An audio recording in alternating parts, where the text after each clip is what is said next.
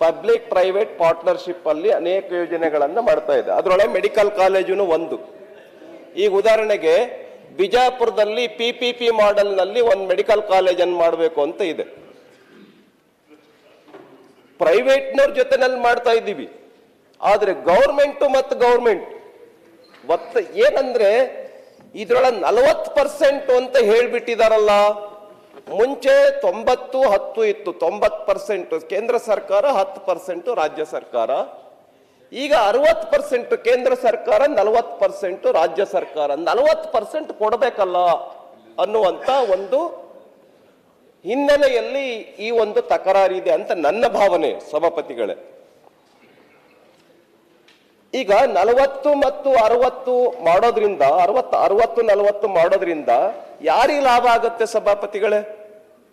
ರಾಜ್ಯದ ಜನರಿಗೆ ಲಾಭ ಆಗುತ್ತೆ, ದೇಶದ ಜನರಿಗೇನೆ ಲಾಭ ಆಗುತ್ತೆ, ನಮ್ಮ ಕೂಲಿ ಕಾರ್ಮಿಕರಿಗೇನೆ ಲಾಭ ಆಗುತ್ತೆ.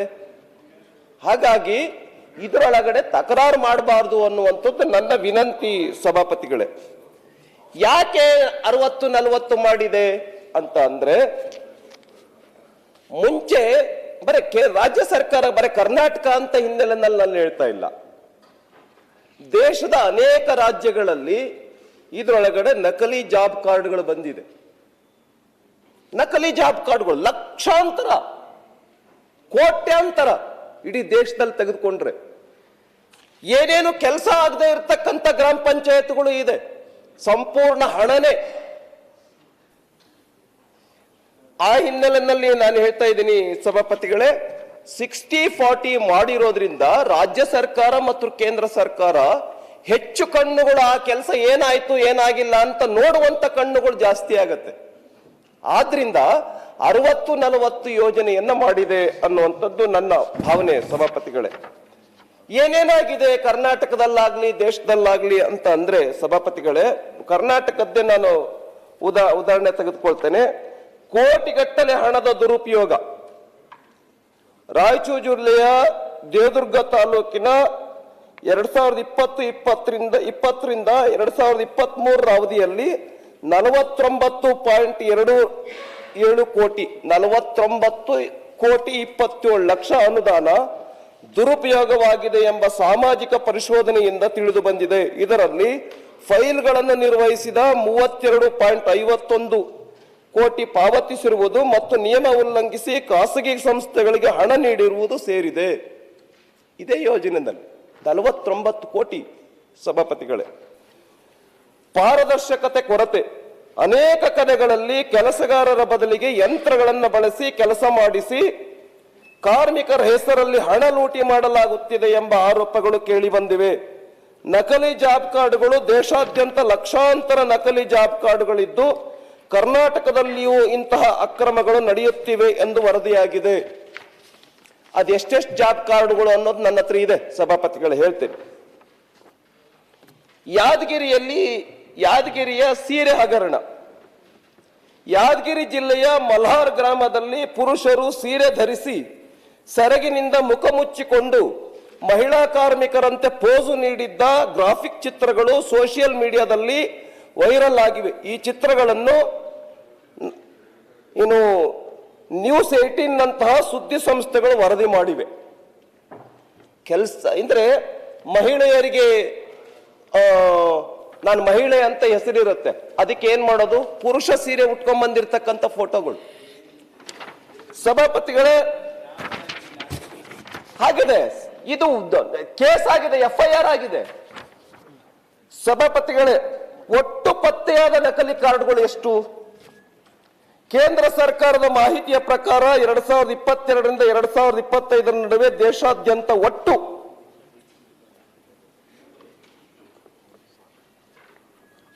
11,07,800ಕ್ಕೂ ಹೆಚ್ಚು ನಕಲಿ ಜಾಬ್ ಕಾರ್ಡ್ಗಳನ್ನು ಗುರುತಿಸಿ ರದ್ದುಗೊಳಿಸಲಾಗಿದೆ.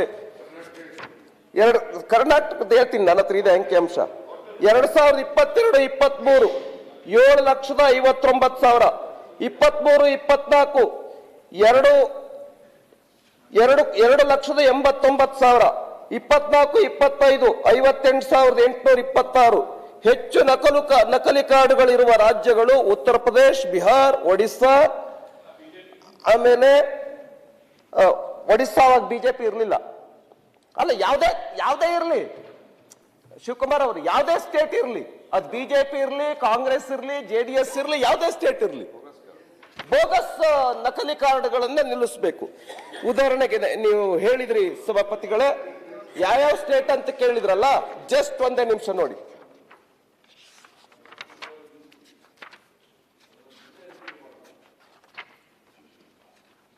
ಹಾ,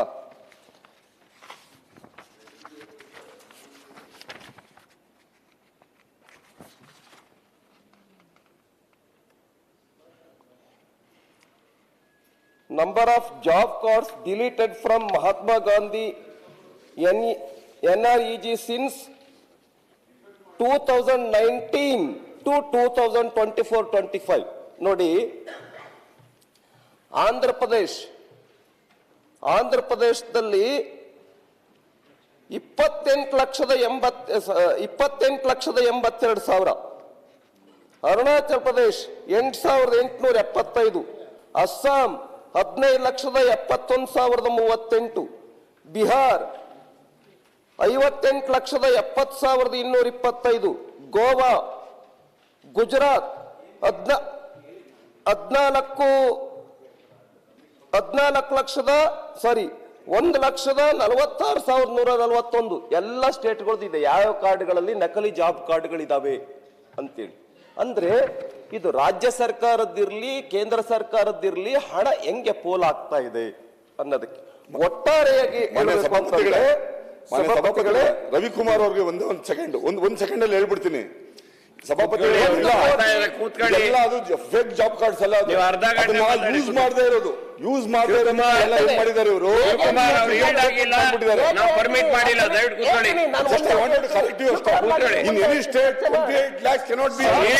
ನಾನು ಪರ್ಮಿಟ್ ಮಾಡಿಲ್ಲ, ಕೂತ್ಕೊಳ್ಳಿ.